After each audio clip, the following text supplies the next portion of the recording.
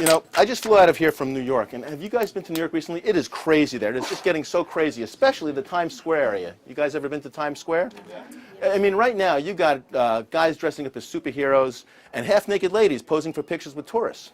You have a guy in the street corner giving out tickets to a sex show. You got a cop on the other corner giving out tickets to the guys who are going to the sex show. And everybody's working for tips.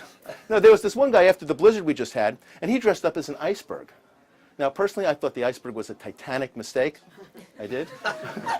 But the iceberg walked into a bar, and the bartender was so impressed by that costume that he gave him a couple of drinks for free. Nevertheless, the iceberg left $10 on the table.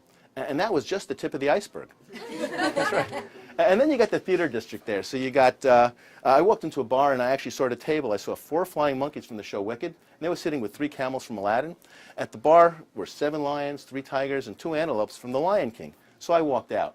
My friend said, "Why did you leave?" I said, "It's a zoo in there." And then, of course, a little further up, you got the grifters, the cheats. So there's this one guy who's playing the 3-shell game.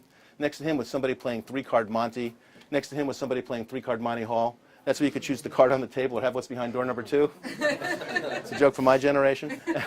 And then there was a guy who had a table like this, and he had 4 coins and 2 cards. And I said, "What kind of game is this? Is this 3-card Monte?" He said, "No, this is a new game called 2-coin Monte." I said, "But you got 4 coins on the table." He said, "I know, but we're not going to use 2 of them, so I'm going to cover this one with the ace of spades. I'm going to cover this one with the ace of hearts. You just have to guess where you think these 2 are." Well, I said, "They're right there. Do I win?"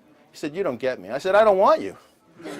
He said, "No, the way the game is played is I'm going to place the coin in the hand, and you just have to tell me if you think the coin is in the hand or if you think it's under the card. Simple game, simple rules." So I said, "Okay."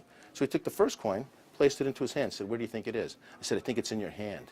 He said, "No, no, no, no, no. You see, you weren't watching, and I actually snuck it right under the card. And I lost $10. Thank you. Well, I wanted to play again. So he said, "Sure." So he took the second coin, placed it into the hand, said, "Where do you think it is?" I said, "I think it's in your hand." He said, "No, no, no, no, no. You see, you weren't watching. When you were watching, I actually snuck it right under the card."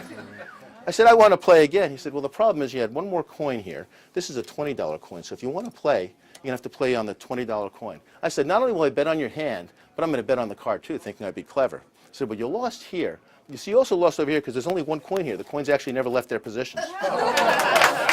Great. Thank you. Thank you.